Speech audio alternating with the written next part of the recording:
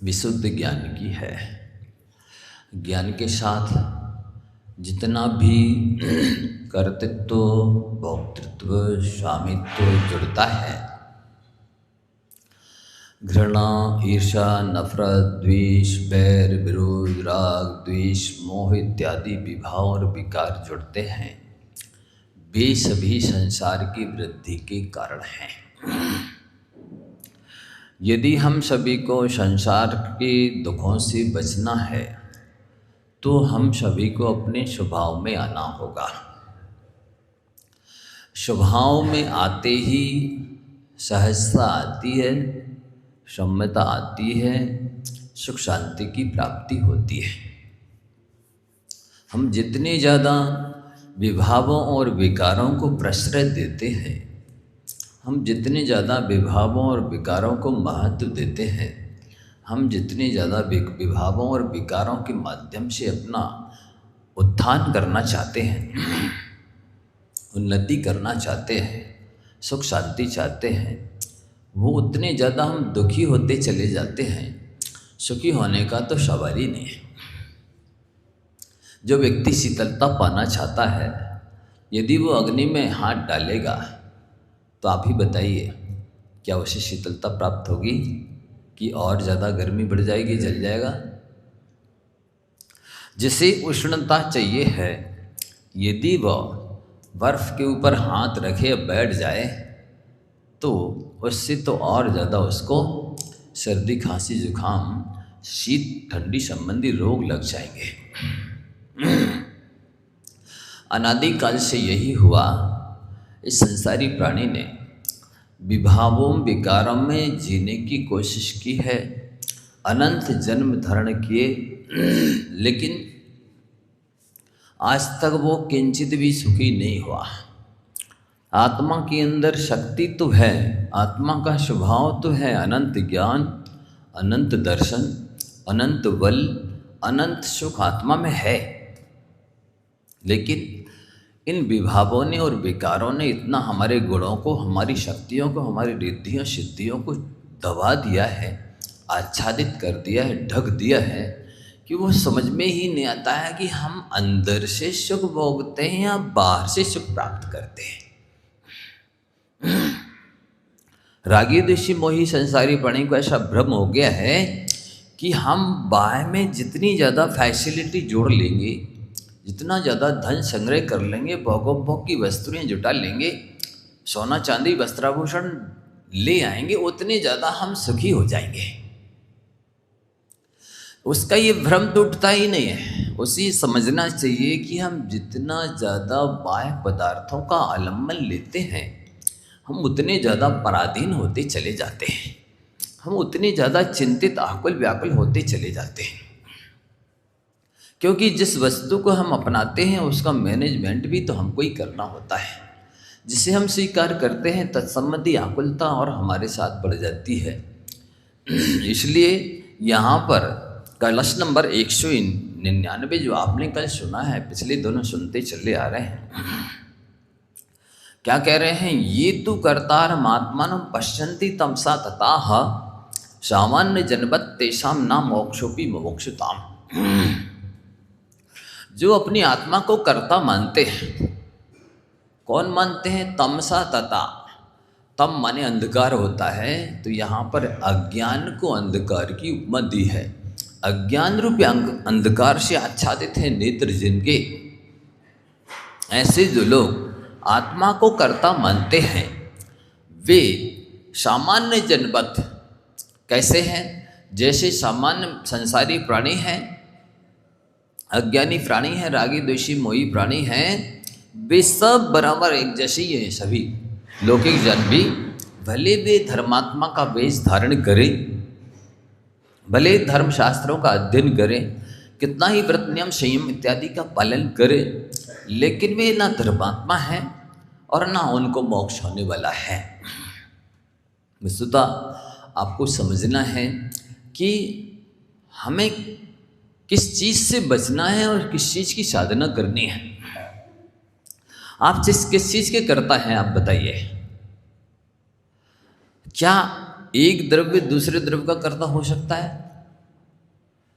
नहीं हो सकता। निमित्त नैमित्तिक संबंध अलग चीज है, उसे समझना।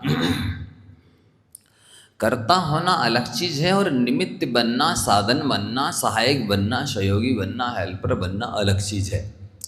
तो जैसे सामान्य संसारी प्राणी मानता है कि मैंने संतान का पालन किया, जन्म दिया, पोषण किया, पढ़ाया लिखाया, तो हम आपसे पूछना चाहते हैं, क्या आपने पढ़ाया जन्म दिया कि वो जीव स्वयं मनुष्य गति मनुष्य आयु बांध करके आया था इसलिए मनुष्य गति में आया? बोलो। जो जीव मनुष्य गति में आया है वह स्वयं मनुष्य गति का मनुष्य आयु का बंद करके आया है, वो उतना पुण्य लेकर के आया है, इसलिए जैन कुल में आया। अन्यथा वो किसी अन्य कुल में जन्म ले सकता था, जाति में जन्म ले सकता था। इसलिए सर्वथा ऐसा मानना कि मैंने जन्म दिया है ये गलत बात है। आपने जन्म दिया है तब तो फिर उसके गति मनुष्य गति का मनुष्य आयु का पुण्य का कोई जरूरत ही नहीं थी। आप जन्म देने वाले हैं तो कई लोग एक एक संतान के लिए तरस रहे हैं, वो क्यों नहीं जन्म दे पा रहे हैं? एक ही लड़की है मात्र या एक ही लड़का है और चाह रहे नहीं हो रहा मतलब या आपके पास आप करता है तो और कर लीजिए, चाहे जितने जितने चाहिए उतने कर लीजिए। क्यों नहीं कर पा रहे हैं? फिर आप कहते हैं हमने पालन पोषण किया है। आप गंभीरता से विचार करें, क्या वास्तव में आपने उस संतान का पालन पोषण किया है कि उस संतान के पुण्य ने आपसे पालन पोषण करा लिया है? बताइए। संतान का पुण्य है। कई बार लोग क्या करते हैं, जब तक संतान नहीं थी वो वंजी करते रहे, बिल्कुल एक दो जोड़ी कपड़ों में काम चलाते रहे। अब संतान हुई तो वो और ज़्यादा संपन्नता हो गई। अब खुद ने तो दुख भोगे, परेशानियां भोगी, लेकिन संतान बहुत अच्छे से रह रही, शांति से सुख सुविधा में रह रही, पल रही, पुस रही।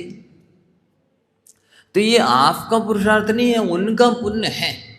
पुरुषार्थ आपका निमित्त हो सकता है किंचित। ऐसे कई जीव हैं, पुराण ग्रंथों को पढ़िए आप, वो क्या लिखते हैं? जीवमंदर स्वामी जो कि तद्भव मोक्षगामी चरम शरीरी थे, जब काष्ठांगार मंत्री ने विश्वासघात किया और राज्य पर चढ़ाई करके पिता को किसी तरह से जीत लिया, मार डाला। अब जब संभावना नहीं थी बचने की तो एक केकी यंत्र बनाया और उस पर रानी को बिठा दिया। वो रानी गर्भवती थी, उसकी चाबी भर दी। तो आप लोग बोलते हैं ना, जितनी चाबी भरी राम ने उतना चले खिलौना। तो ये चाबी कौन सी है? पुण्य की चाबी है। वो विमान, वो केकी यंत्र उड़ा और जितनी चाबी भरी थी वो उड़ता रहा और फिर नीचे शमशान में उतर गया, किसी नगर के गांव के शमशान में उतर गया। रानी उतरी, वहाँ कुछ भी नहीं था, वहीं उन्होंने बच्चे को जन्म दे दिया। अब ऐसी स्थिति थी कि वो कुछ भी उस बच्चे का लालन पालन करने में सक्षम नहीं थी, समर्थ नहीं थी, उसके पास कोई सुख सुविधा साधन सामग्री नहीं थी। हुआ उसने ऐसा कि उसने उस बच्चे को शमशान में छोड़ दिया। जीवितात है बेटे, जीवित रहो, मैं आपका कुछ नहीं कर सकती हूँ। और आश्रम में चली गई, किसी आश्रम में स्वयं अपना भरण पोषण करने के लिए चली गई। उसी दिन गंधोत्कच सेठ के यहाँ पुत्र जन्मा था, वो मर गया था या मरा जन्मा था। उसे छोड़ने गया, देखा सुंदर बच्चा है, उठाया, उसको छोड़ा, इसको लेकर के आ गया। लालन पालन पोषण हो गया, बड़ा हो गया, पढ़ लिख गया, सब कुछ हो गया। बाद में राज भी उसने अपना प्राप्त कर लिया। बताइए किसने की उसका लालन पालन? माना तो छोड़ ही दिया था जन्म दे करके, शमशान में छोड़ा। कोई भी सियार, चीता, कुत्ता खा जाता, गिद्ध खा जाते, बिना सुविधा सुख सुविधा के साधन की मर जाता। नहीं मरा ना। बोलो किसने किया उसका लालन पालन? उस जीव का पुण्य था ना, उसके पुण्य से कोई गंधोत्कट सेठ आया, ले गया, पालन पोषण किया और उसको सब कुछ जो मिलना था उसके पुण्य में भाग्य में था, मिल गया। इसी तरह से एक राजा जिस पर पड़ोसी राजा ने चढ़ाई कर दी, चढ़ाई कर दी, ये राजा जिस पर चढ़ाई की गई है वो उसका सामना करने में सक्षम नहीं है। इसलिए उसने सोचा जान बची तो लाखों पाए। इसके दो अर्थ हैं, जान बची तो लाख उपाय, दूसरे उपाय हम अपना लेंगे लाखों, अपना भरण पोषण करने के लिए, जीवन जीने के लिए, उन्नति करने के लिए। दूसरा अर्थ है कि जान बच गई तो समझ लो हमने लाखों रुपए प्राप्त कर लिए। तो घोड़े पर बैठ कर के और रानी को बिठा करके राज्य छोड़कर चला गया। रानी गर्भवती थी, गर्भवती थी, अब क्या करे, कहाँ रोकें, कहाँ पर इसको सुख सुविधा दी जाए। रास्ते में ही रुक गए, वहीं उन्होंने बच्ची को जन्म दे दिया। अब चूंकि राजा रानी हैं, कभी कोई दुविधा देखी सुनी नहीं, अनुभव नहीं की, क्या करें कैसे करें, स्वयं का शरीर नहीं संभल रहा है, इसको बच्ची को कहाँ संभाल के ले जाएं, और वहीं एक झाड़ी के नीचे छोड़ दिया, बढ़ गया आगे। 8 दिन बाद जब वापिस लौटे कि वो आया होगा राजा, जो उसको ले जाना हो गया, ले गया होगा, अब चलो चलते हैं। वापिस आया उस स्थान पर, जब आया तो मन में आया कि देख लें एक बार बच्ची को। पहले तो सोचा कि कहाँ बची होगी, कोई कुत्ता खा गए होंगे, सियार चीते कोई भी खा गए होंगे, भूखी प्यासी मर गई होगी ठंडी गर्मी से, लेकिन मोह नहीं माना, एक बार देख लेते चलो। देखा तो जहाँ उसे लिटाया था अबुद्धिपूर्वक, उसी झाड़ी के ऊपर एक मधुमक्खी का छत्ता लगा था और ठीक उसके नीचे उसका मुंह पड़ा, तो उससे जो मधु गिर रही थी शहद, उसको वो चूसती रही और उसे चूसती चूसती 7-8 दिन तक वही पड़ी रही सुरक्षित। ना किसी चीते शेर कुत्ते ने सियार ने खाया और ना ही वो भूख प्यास ठंडी गर्मी से मरी, भूखी प्यासी नहीं मरी। उसको उठा लिया, ले आए, लालन पालन पोषण किया, पढ़ाई लिखाया। बाद में वही बच्ची भारत सम्राट जहांगीर की नूरजहां पत्नी बनी। बताइए, वो बच्ची तो कभी की मर जाना चाहिए थी, कहाँ भारत सम्राट जहांगीर की पत्नी नूरजहां बनने पहुंची। किसने बनाया उसे नूरजहां? उसका पुण्य था, उसकी आयु थी, उसका भाग्य था। जिस तरह से इतने इतने महान पदों पर प्राप्त हो गए, कहाँ तो वो जन्मे तत्काल के कोई सक्षम नहीं है किसी तरह की अपनी स्वयं की सुरक्षा करने के लिए, भोजन पानी जुटाने के लिए किसी भी तरह से समर्थ नहीं है, पूर्ण रूप से असमर्थ है। लेकिन फिर भी उनके पुण्य ने इस तरह की व्यवस्था सुरक्षा अपने आप करा दी।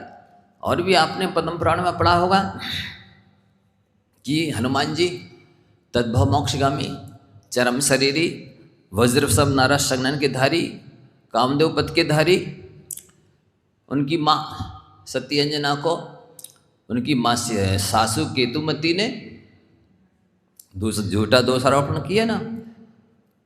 पवनंजय की कहानी आप लोग को पढ़ना चाहिए, पद्म पुराण में बहुत अद्भुत दी हुई है कि 22 साल तक उन्होंने देखा नहीं। क्यों नहीं देखा? क्योंकि जब इनकी शादी तय हुई और अंजना के बारे में प्रशंसा सुनी तो 3 दिन का अंतराल था शादी के निश्चित होने से लेकर शादी होने तक का।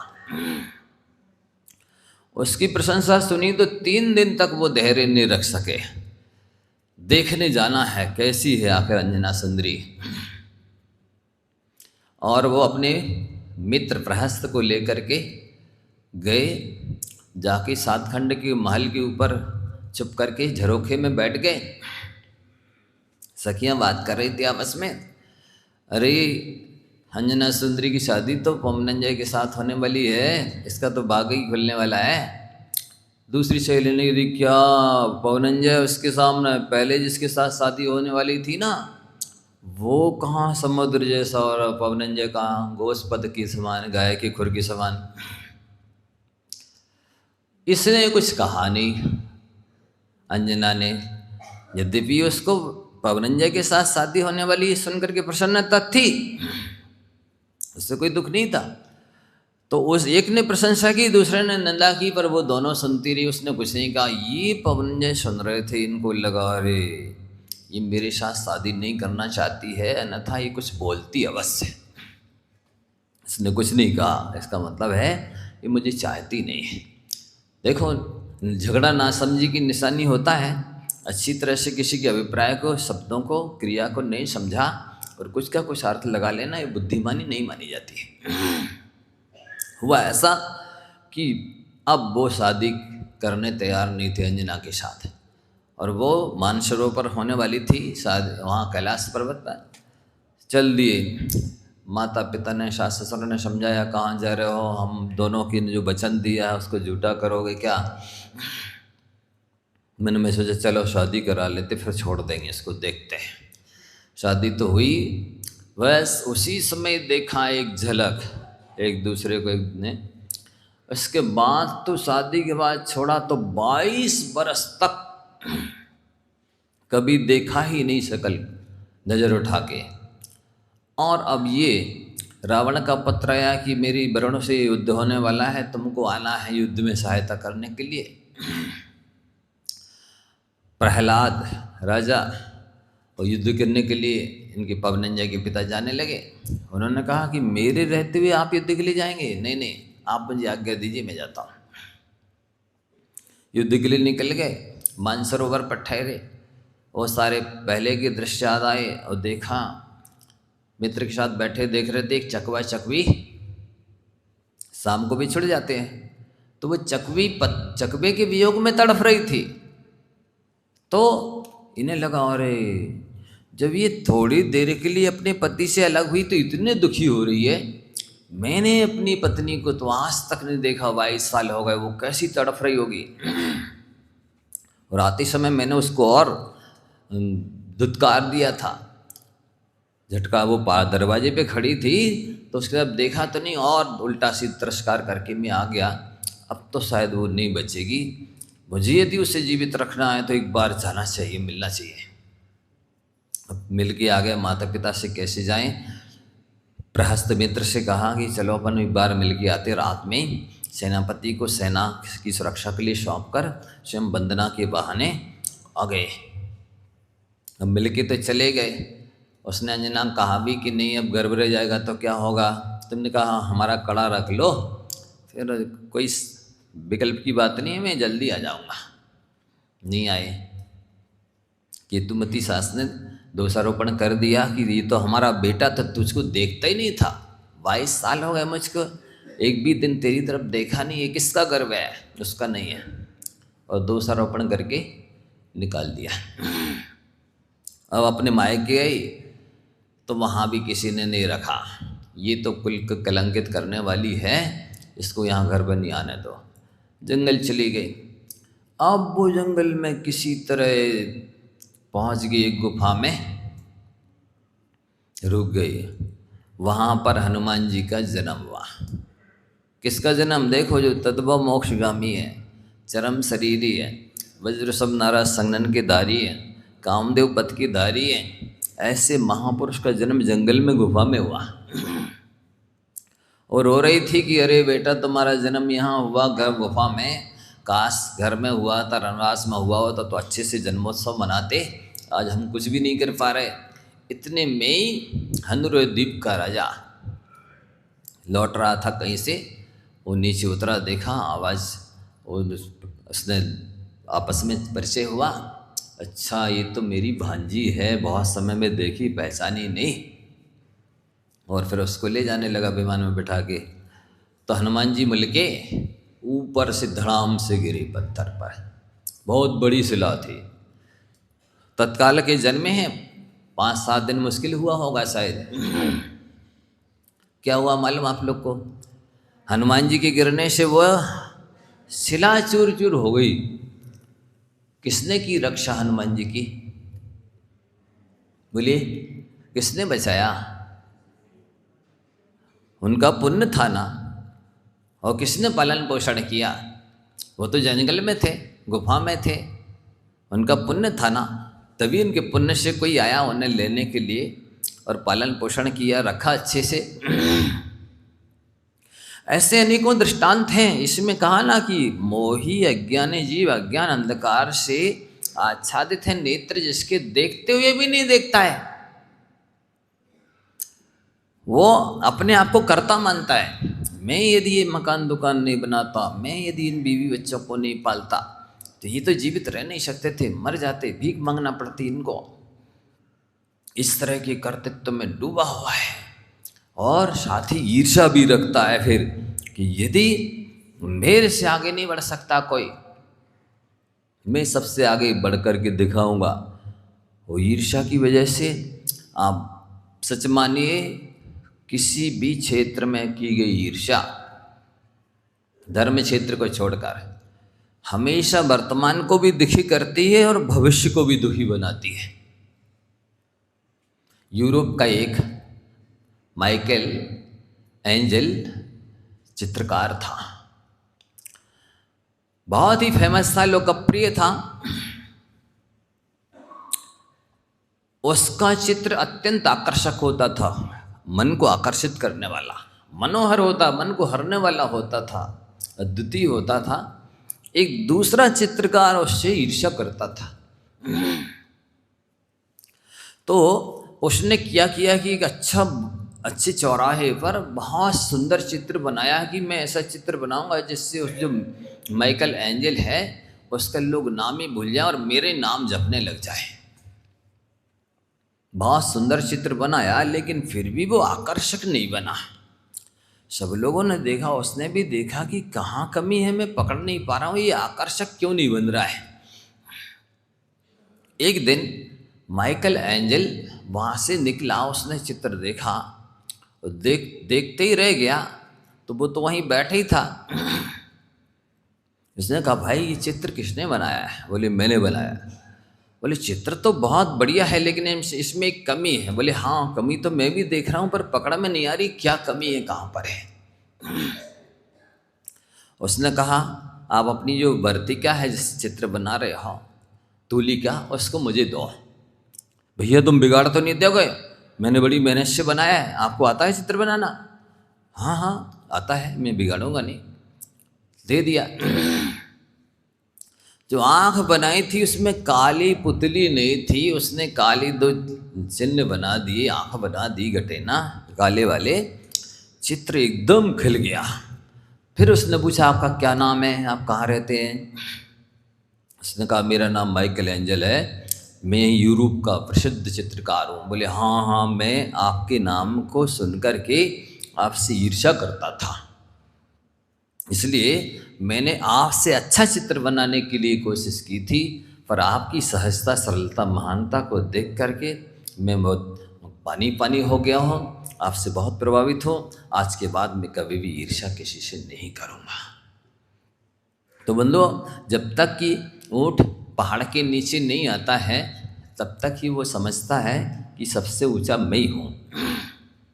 इसी तरह से भ्रम से ये मोही अज्ञानी जीव आत्मानम कर्तारम पश्यन्ति, अपने आप को कर्ता मानते हैं। वो क्यों मानते हैं? तमसा ततः, अंधकार से आच्छादित है नेत्र उनके, इसलिए। और सामान्य जनवत, जैसे अज्ञानी मोही दूसरे जीव हैं या जैनेतर लोग हैं, उनको कभी मोक्ष नहीं मिलना, वैसे ही ये भले जन्म से जैन हों, भले ही ये समेसार पढ़ रहे सुन रहे हों, जब तक ये अपने आप को कर्ता मानते रहेंगे पर का, इनको मोक्ष नहीं होने वाला। वो दूसरे लोग भी कर्ता कहते हैं, वो किसे कर्ता कहते हैं? एक आगे गाथा आ रही है, इसको देखिए। गाथा नंबर 321 है। लोयस्य कुणै बिंडो सुरनार त्रिय मानुषे सत्ते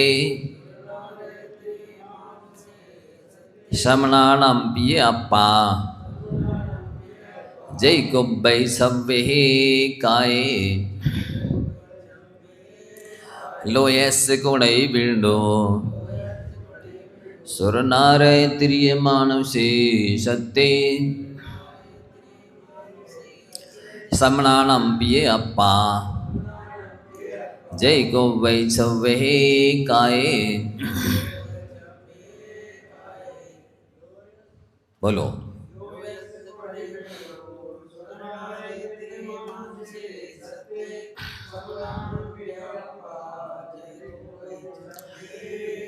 लौकिक जन की मान्यता क्या है? सामान्य जो संसारी प्राणी रागी देशी मोही हैं, वे लोग कहते हैं कि इस लोक का कर्ता विष्णु है। बनाने वाले विष्णु हैं, रक्षा करने वाले महेश हैं, और संहार करने वाले नहीं, ब्रह्मा सृष्टि की रचना करते हैं, विष्णु रक्षा करते हैं, महेश संहार कर देते हैं। ऐसी मान्यता है ना। ब्रह्मा सृष्टि की रचना करते हैं, विष्णु रक्षा करते हैं और महेश संहार कर देते हैं। पर आप इस पर विचार करें गंभीरता से। हम आपसे पूछना चाहते हैं, जिस समय ये सृष्टि नहीं थी तब उस समय ब्रह्मा कहाँ रहते थे? कितने प्रश्न उठा रहा हूं मैं, आप एक का भी उत्तर नहीं दे पाएंगे। बोलो, ब्रह्मा कहाँ रहते थे जब सृष्टि नहीं थी? आलोक में रहते थे क्या? बिना सृष्टि के रहते थे? बोलो, सृष्टि थी ही नहीं तब कहाँ रहते थे? एक बात, पहले तो रहने का ठिकाना नहीं रहेगा। जब सृष्टि माने संसार, कुछ भी था ही नहीं तो वो रह नहीं सकते उसके। दूसरी बात, मान लो चलो थे वो, तो वो उन्होंने सृष्टि की रचना क्यों की? क्यों की सृष्टि की रचना? उत्तर देंगे आप लोग। सृष्टि की रचना क्यों की ब्रह्मा ने? आप कहेंगे कि वो अकेले थे, बुरा लग रहा था, इसलिए सृष्टि की रचना कर दी। तो मैं आप लोगों से पूछना चाहता हूँ, बुरा किसे लगता है? जो पहले साथ साथ रह रहे हों और फिर बिछुड़ गए हों, उन्हें बुरा लगता है, कि जो पहले से ही अकेला रह रहा था उसे बुरा लगता है? बोली, कोई पहले साथ साथ रह रहा हो और फिर अलग अलग हो गया हो तो उसे बुरा लगता है। अब जो पहले से ही अकेला है तो बुरा लगने का सवाल ही नहीं है। चौथी बात, यदि आप कहो कि नहीं वो कौतुक बस रचना कर दी, किस बस? कौतुक बस सृष्टि की रचना कर दी, तो मैं आपसे पूछना चाहता हूं, क्या कोई भगवान भी कौतुकी होता है? जो कौतुकी होगा वो भगवान नहीं होगा, जो भगवान होगा वो कौतुकी नहीं होगा। समझ रहे आप लोग? भगवान को भी कौतुक होता है क्या कि सिर्फ मैं कुछ बनाऊं, कुछ करूं? अरे जो कृतकृत्य होता है उसे भगवान कहते हैं। कृतकृत्य किसे कहते हैं? कृतम कृत्यम ये नशा कृतकृत्या, जिसने करने योग्य कार्य को कर लिया है, करने योग्य कार्य को कर चुका है, अब वो कृतकृत्य कहलाता है। आपने देखा भगवान कैसे बैठे हैं? हाथ पर हाथ रखे बैठे, नासाग्र दृष्टि किए बैठे हैं, पैर में पैर फंसा कर बैठे। किसी ने कहा क्यों बैठे ऐसे? बोले पैर में पैर फंसा कर इसलिए बैठे हैं कि अब उनको कहीं जाने के लिए बचा ही नहीं। 3 लोग 3 काल एक समय में एक साथ उनके ज्ञान में, अब उनकी आत्मा में झलक रहे हैं, उनके ज्ञान में आत्मा में आ रहे हैं, प्रतिबिंबित हो रहे हैं। वो कहाँ जाए और क्यों जाए? इसलिए पैर में पैर फंसा कर बैठे, हाथ पे हाथ रख करके क्यों बैठे हैं? आप लोग कहते भैया कुछ करो, क्यों हाथ पे हाथ रखे बैठे? तो इनके लिए तो कुछ करना बाकी है, इसलिए इनके लिए कहा जाता है कि भैया कुछ करो, क्यों हाथ पर हाथ रखे बैठे? भगवान को कुछ करने बचा ही नहीं। करने लायक कार्य तो आत्म कल्याण है संसार में, और दूसरा कोई करने लायक करने जैसा काम ही नहीं है। करने लायक कार्य क्या है? आत्म कल्याण। और वो कहाँ किया जा सकता है? मनुष्य पर्याय में। आत्म कल्याण 3 गति 83,99,999 योनियों में नहीं किया जा सकता है, क्योंकि वैसी क्षमता, वैसी योग्यता, वैसी अनुकूलता अन्यत्र नहीं होती है। यहाँ होती है। जब ये जीव नरकों में जाता है तो अनंत बार कसम खाता है, हे भगवान मुझसे बहुत बड़ी गलती हो गई, मुझे मनुष्य पर्याय मिली थी, मैंने आत्म कल्याण नहीं किया। अब जब भी मुझे मनुष्य पर्याय मिलेगी मैं एक ही काम करूंगा, मात्र आत्म कल्याण है। जैसे ही मनुष्य पर्याय मिलती है सब भूल जाता है कि मैं कहाँ से आया हूँ, और मैंने क्या कसम खाई थी, क्या संकल्प लिया था, मुझे क्या करना चाहिए इस मनुष्य पर्याय को प्राप्त करके, भूल ही जाता है। जो सबसे मुख्य प्रमुख महत्वपूर्ण कार्य था वही सबसे ज़्यादा गौण हो जाता है, उपेक्षित हो जाता है, भूल ही जाता है कि मुझे इस पर्याय में करना क्या है। तो अब मैं पूछ रहा हूँ आपसे कि वो ब्रह्मा ने सृष्टि की रचना की, 4-5 बातें कह दी और आगे उठा रहा हूँ प्रश्न, एक भी प्रश्न का उत्तर दे दो आप कि इस वजह से सृष्टि की रचना की है, मैं उस पर ही फिर प्रश्न उठा दूंगा। आप सबको छूट है, जितने प्रश्नोत्तर कर सकते हो कर लो। है किसी को पूछें? चलो मैं ही बताता हूं। यदि ब्रह्मा ने सृष्टि की रचना की, चलो एक बात मैंने मान लिया कि चलो की है, तो फिर उसने वो मटेरियल कहां से लाया? ये सृष्टि तो थी नहीं, कुछ नहीं था, ये मटेरियल सृष्टि की रचना करने के लिए कहां से लाया? उसने कैसे की? छेने हथौड़ा का था, कैसे की? फिर अगला प्रश्न उठेगा कि उसने चलो अपनी दिव्य शक्ति से कर दी, तो दिव्य शक्ति से स्वतंत्रता हमारा अनादि सिद्ध अधिकार है। क्या कहा? स्वतंत्रता हमारा जन्म सिद्ध अधिकार नहीं, अनादि सिद्ध अधिकार है। हम अनादिकाल से स्वतंत्र हैं, अभी भी हैं, भविष्य में भी रहेंगे, ये बात अलग है। राग द्वेष मोह किया, इससे कर्म बांधे, कर्मों की वजह से हम परतंत्र हो गए, पराधीन हो गए, लेकिन इसका मतलब ये नहीं है कि हम त्रैकालिक पराधीन ही रहें। यदि हम राग द्वेष मोह करके पराधीन हुए हैं तो राग द्वेष मोह छोड़ करके स्वाधीन भी हो सकते हैं, स्वतंत्र भी हो सकते हैं। ये कैपेसिटी हमारे अंदर है, उसी को तो समझना है। जैन धर्म की मूल सिद्धांत अहिंसा, अनेकांतवाद, स्वतंत्रता, ये सिद्धांत है। अहिंसा के बिना आज तक किसी को मुक्ति नहीं मिली, अनेकांत के बिना आज तक किसी सिद्धांत को कोई समझा नहीं पाया, और स्वतंत्रता के बिना आज तक किसी को सुख मिला नहीं। पराधीन सपने सुख नहीं, पराधीनता में तो स्वप्न में भी सुख नहीं होता है, जागृत अवस्था की बात तो दूर की है। इसलिए आपको ये अच्छे से समझना है कि क्या कोई ब्रह्मा विष्णु महेश है इस जगत में जो सृष्टि की रचना करे, रक्षा करे, संहार करे? ये किसी भगवान का कार्य नहीं है। भगवान के पास अनंत ज्ञान, अनंत दर्शन, अनंत बल, अनंत सुख अवश्य है, लेकिन जिसके पास अनंत बल है, अनंत सुख है, वो भी आपको सुखी नहीं कर सकते। पर जब जिसके पास अनंत बल और अनंत सुख है वो सुखी नहीं कर सकता है, तो फिर ये सारे संसारी प्राणी आप दूसरे को सुखी बना सकते हो, दूसरे को कर्ता भोक्ता स्वामी हो सकते हो, जब भगवान नहीं हो सकते। अरे शुद्ध भगवान के पास में अनंत बल है, सारे कर्म नष्ट हो गए, सारी शक्तियां रिद्धियां सिद्धियां प्रकट हो गई, वे भी जब लोक के अंत से ऊपर नहीं जा सकते। क्या लिखा है? धर्मास्ति काया भावात्, मतलब धर्मास्ति काय का जहां अभाव हो गया उसके ऊपर सिद्ध परमेष्टि भी नहीं जा सकते हैं। तो कैसा अनंत बल? अनंत बल वस्तु व्यवस्था को मिटाने के लिए नहीं है। अनंत बल तो है, लेकिन जो निमित्त नैमित्तिक संबंध है उसको खत्म करने के लिए अनंत बल नहीं है। धर्मास्तिका का अभाव है तो वो भी लोग आकर के आगे नहीं जाएंगे, उन्हें भी वहां रुकना होगा। तो बंदो, आपको ये समझना है कि जिनके पास अनंत सुख है वे नहीं सुखी कर पा रहे किसी को, ना वे अपना सुख दे पा रहे जरा सा किसी को। तो आप संसारी रागी द्वेषी मोही प्राणी जिनके पास स्वयं सुख नहीं है, आप दूसरे को सुखी करोगे? जो स्वयं अपना नहीं कर पा रहे, क्या नहीं कर पा रहे? इस समय आप भरत चित्र से पंचम काल में मोक्ष प्राप्त नहीं कर सकते। क्यों? क्योंकि उत्तम संगठन नहीं है।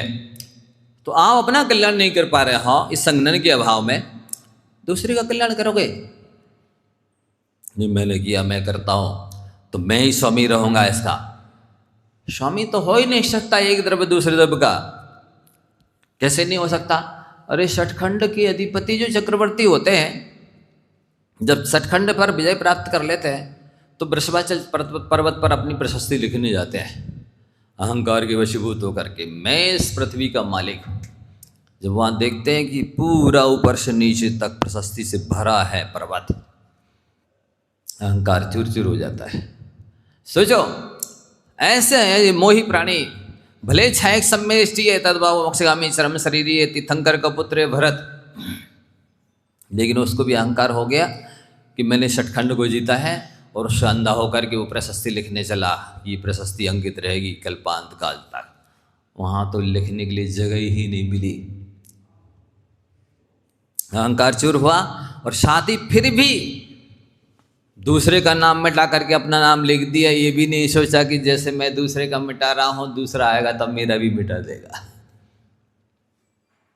समझ रहे, ऐसा होता है रागी देशी मोही प्राणी। तो बंधुओं, आपको ये समझना है, ये गाथाएं 21, 22, 23 चल रही हैं,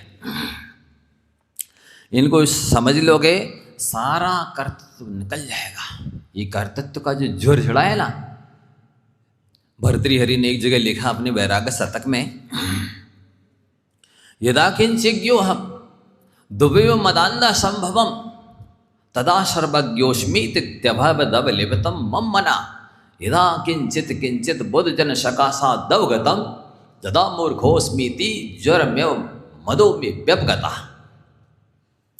जब मैंने थोड़ा सा अध्ययन किया, कुछ जाना समझा, तो मुझे लगा मैं तो सर्वज्ञ हो गया और हाथी की तरह मद से अंधा हो गया। लेकिन जब धीरे धीरे विद्वानों की संतों अनुभवियों की संगति की तो मुझे लगा कि मेरे जैसा मूर्ख तो कोई है ही नहीं। और ऐसा जब अनुभव हुआ तो मेरा अहंकार रूपी ज्वर बिल्कुल उतर गया। जैसे इंजेक्शन लगते ही ज्वर उतर जाता है, वैसे ही मेरा अहंकार रूपी ज्वर उतर गया। तो ये अज्ञानी वही प्राणियों को लगता है कि मैं परद्रव्य का करता हूँ, मैं नहीं करूँगा तो गृहस्थी का पालन पोषण नहीं होगा, इनकी ये दुकान नहीं चलेगी, मिल नहीं चलेगी, ये फैक्ट्री बंद हो जाएगी, ये कारखाना बंद हो जाएगा, ये संस्था बंद हो जाएगी, ये मंदिर में पूजा बंद हो जाएगी। ऐसे कहते कहते कई चले गए, ना आज तक भी फैक्ट्री बंद हुई, ना दुकान बंद हुई, ना संस्था बंद हुई, बल्कि पहले की अपेक्षा और अच्छी चल रही है। मुझे भी ऐसा विकल्प था पहले कि मैं घर का बड़ा हूँ, 3 भाई अवश्य है, लेकिन बड़ा तो मैं ही हूँ, वे छोटे छोटे हैं, मुझे एक दुकान संभालनी है, मैं चला हो जाऊंगा तो क्या होगा, सब गड़बड़ा जाएगी व्यवस्था गृहस्थी की। लेकिन मैंने सोचा, एक दिन पास के गांव में गाय लेने गए, जब दूध देना बंद कर देती तो गांव में रख देते, किसान गया और वो ब्याह गई तो उसको लेने गए, वो ऐसी नहीं आती थी, उसको बैलगाड़ी से लाना पड़ता था। ले आओ, फिर घर में रख लो, खिला पिला दो, कुछ परिचित हो जाएगी, फिर वो रह जाएगी।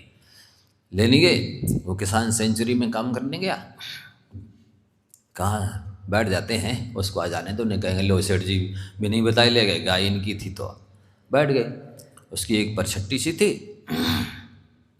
एकदम अचानक आंधी तूफान आया, धूल उड़ी, मेघ छाए, घनघटा छाई, जोरों से बादल की गर्जना हुई, बिजली तड़की, और ये उसका घर था, ये सामने रोड था, उस पर सागौन का बेरी लगा था, उस पर बिजली गिरी, उसकी करांचें उठती उसके घर तक, खप्पर का घर था। तो पिताजी ने तो ऐसे हाथ लगाया कि पता नहीं किसने पत्थर सा फेंक दिया है। वो थोड़ी देर में वो तो ठीक हो गए, मैं बेहोश हो गया।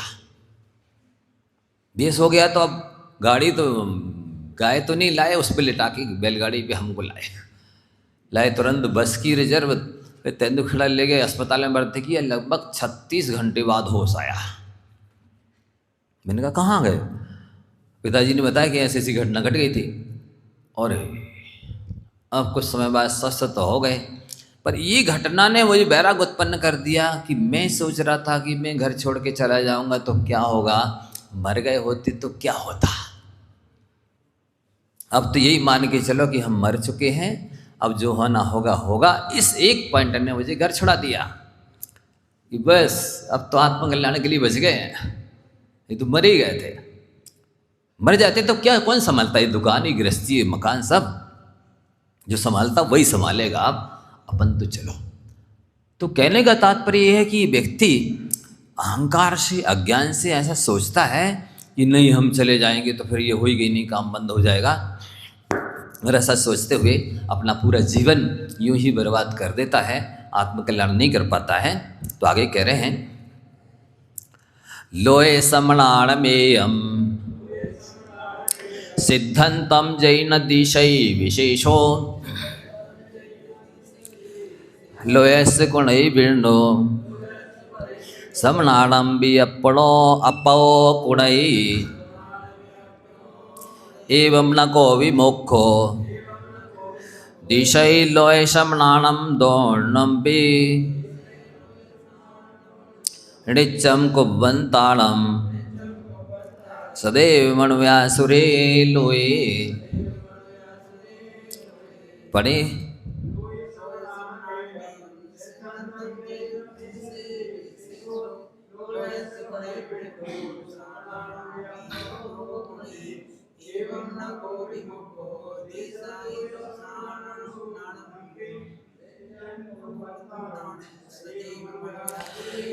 लोए समणाणम, लौकिक जन और दिगंबर मुनि, एयम सिद्धांतम, दोनों का एक ही सिद्धांत हो गया। वो विष्णु को कर्ता मानते, ये आत्मा को कर्ता मानते। न दिशा विशेष हो, दोनों में कोई विशेषता दिखाई नहीं दे रही है, कोई अंतर समझ में नहीं आ रहा है। लोयस्य विष्णु कुणई, लौकिक जन कहते कि विष्णु इस लोक को करता है। समणाणम भी पड़ो कुणई, समणों के मत में आत्मा करती है। एवं नाविको मुख्य देशई, इस प्रकार के सिद्धांत वालों में तो दोनों को में से किसी को भी मोक्ष नहीं होगा। लोए समणाणम दोलनम भी मोक्षो न दिशई, लौकिक जनों को भी और श्रवणों को भी, दोनों में से एक को भी मोक्ष की प्राप्ति नहीं होगी। क्यों? सदैव मणव्याश्रय लोए नित्यम कुबंताणम, देव, मनुष्य, नारकी आदि चारों गतियों से जो निर्मित लोक है बना हुआ, इनको करते रहेंगे, इनको कब मोक्ष होगा? करने वालों को मोक्ष नहीं होता है, करना धर्म है ही नहीं। तो फिर ठीक है महाराज जी, हम पूजा पाठ सब बंद कर देते जब करना धर्म नहीं है। कर दो बंद, लेकिन हाथ पे हाथ रख के बैठ जाओ तो छोड़ना। ये तो पूजा पाठ तो छोड़ दो, वो मकान दुकान चलाना छोड़ो नहीं। सभी छोड़ना छोड़ रहे हो तो एक तरफ से सब छोड़ दो, पूजा पाठ भी छोड़ दो, व्रत उपवास भी छोड़ दो, मकान दुकान भी छोड़ दो, बीवी बच्चों को भी छोड़ दो, खाना पीना भी छोड़ दो, सब छोड़ दो ना। हम कब कह रहे? बिल्कुल छोड़ दो। नहीं, यदि खाना नहीं छोड़ रहे हो तो पूजन नहीं छोड़ना, पीना नहीं छोड़ रहे हो तो अभिषेक नहीं छोड़ना, कपड़े पहनना नहीं छोड़ रहे हो तो कपड़े दान करना भी नहीं छोड़ना, घर में रहना नहीं छोड़ रहे हो तो संत भवन बनाना भी नहीं छोड़ना, मंदिर बनाना भी नहीं छोड़ना। ऐसा है। वस्तुतः करना धर्म नहीं है। आत्मा अकर्ता स्वभावी है, ज्ञेयक स्वभावी है। मैं ज्ञेयक हूँ, इसमें मैं और हूँ भी हटाना पड़ेगा, फिर जो बचेगा वो आत्मा है ज्ञेयक। क्योंकि मैं और हूँ ये कर्ता और क्रिया आ गई, इसको भी हटाना है, कुछ भी नहीं बचना बस। बिल्कुल आँख का जो दृष्टांत पिछले श्लोक में गाथा में दिया था कि आँख देखती है मात्र, करती धरती नहीं है, न राग द्वेष करती है, न किसी वस्तु को बनाती मिटाती है। ऐसी आत्मा है, केवल साक्षी बन जाओ, जगत साक्षी, ज्ञाता दृष्टा। जानो और देखो, आप अंतर मुहूर्त में मोक्ष मिल जाएगा। अंतर मुहूर्त जानने देखने की क्रिया करो तो सही। बिल्कुल इतनी क्षमता है ज्ञेयक स्वभाव में, जानने मात्र में, जगत साक्षी बनने में जो आनंद है वो शब्दों के अगोचर है, कहा नहीं जा सकता है। सो समय हो गया है, इसकी टीका तो अब बाद में देखेंगे।